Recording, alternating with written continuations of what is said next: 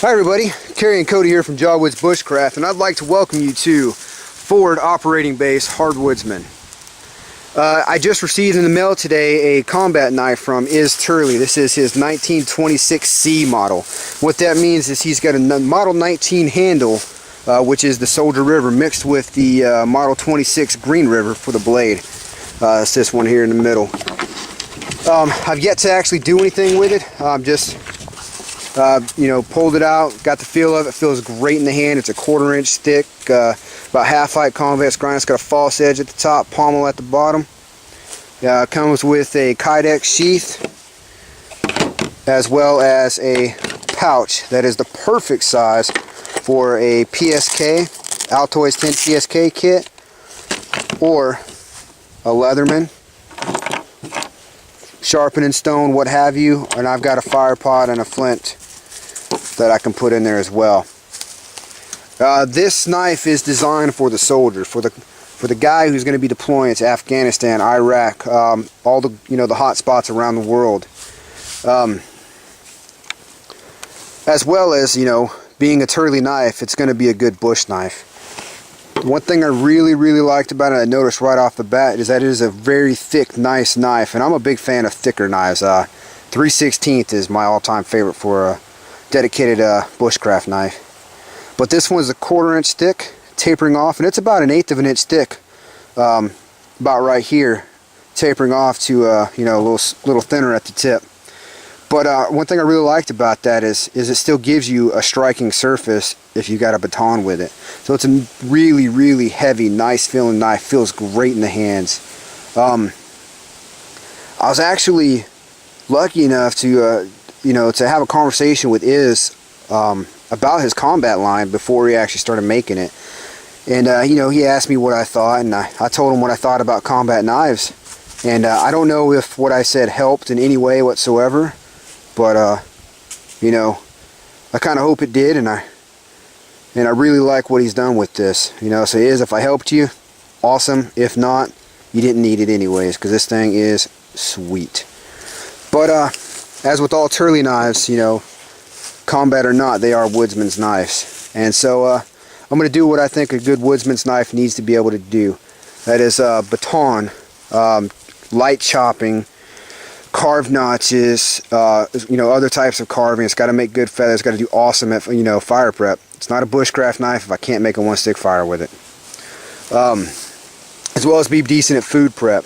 And I have a feeling that this knife, combat knife or not, is going to excel at all those tasks. So I'm going to go play with it for a while, and I'll come back and let you know what I think. Thanks for watching, guys. Alright guys, so I got a pretty seasoned piece of wood right here that I'm going to do a little batoning with, just to show you guys that this does have a false edge, but it's still got enough of a flat spot here that I can still strike it with a baton.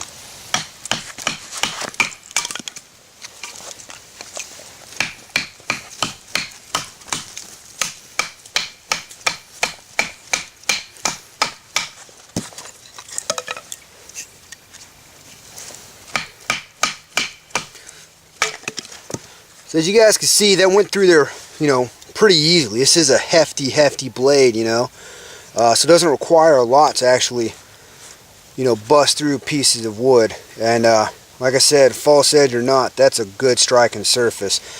And because it's so thick throughout the blade, that's still got a pretty thick edge back there that provides a pretty good striking surface. And I'm not sure how well you can see, but this thing makes pretty good curls too, This is a big hefty combat blade, but it makes just as good a curls as my Green River that I have on my belt.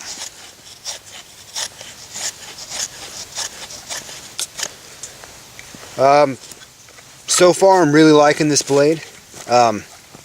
It is going to be my main carry blade for doing army stuff, especially overseas.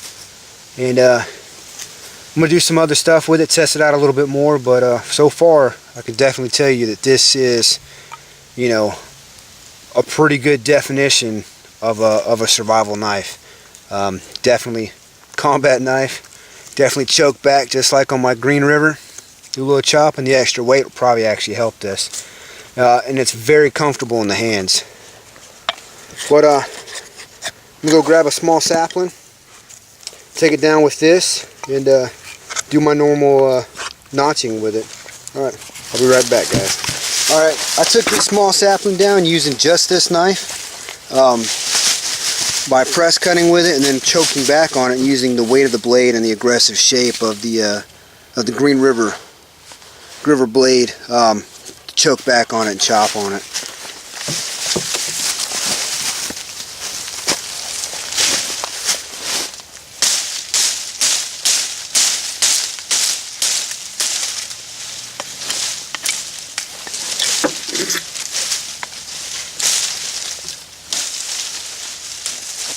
As you can see, you know, as I'm de-limbing this sapling, it's pretty easily done. This is a very sharp convex edge blade, as well as being a really nice heavy blade, so the weight of it's helping out a lot.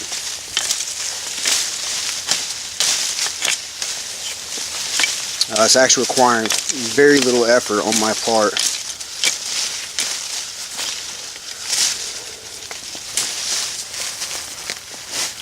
So, now that I've got my sapling, as you guys know, I like to make a pot hook. And I feel that this really tests its ability to carve comfortably. And once again, the way I do this is I basically baton an X into the piece of wood.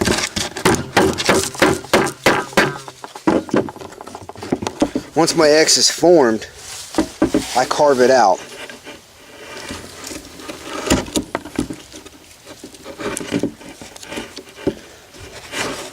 And what this does is it tests its ability to do fine cutting and its comfort. If you're going to be out using this as a survival knife or a bushcraft knife, something like that, you want it to be comfortable making tools. And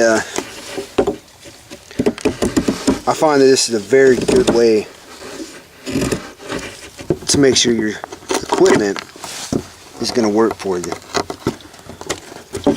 And this is a big knife, and I made that, you know, quick as all get out, and it was really comfortable.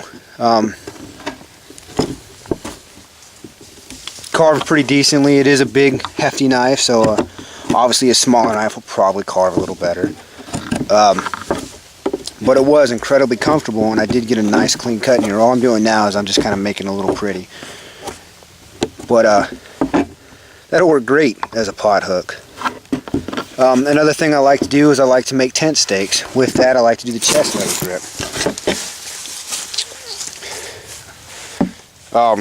When I do this, I find my place that I want, and we'll say about right here.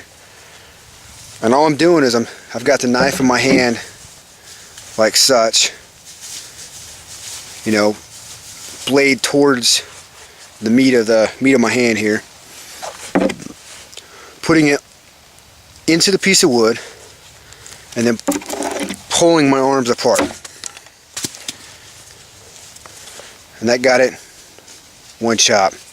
While I'm here, since I am making a tent stake, I'm going to go ahead and make that end the end that's going in the ground.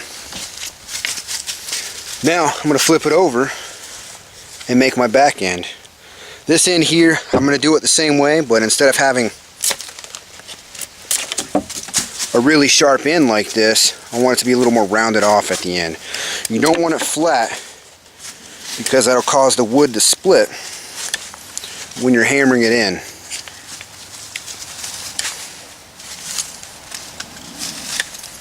So I kind of round it off a little bit. You don't need to make it super pretty. I am now, just because it's a brand new knife and I'm testing its abilities. And then just like I did with the pot hook, I'm going to baton it down a little bit. Just a strike or two. Right next to each other, basically two lines. You're going to baton an 11 into your piece of wood. And then come in and take that little notch out. This, I think, is a good, really good chore for a combat style survival knife, bushcraft knife, whatever, a combat knife to be able to do. Because, you know, as an infantryman or some other sort of combat arms, you know, you sleep under a poncho hooch, you know, a lot. And everybody knows that 100 pounds of lightweight Army gear is still 100 pounds.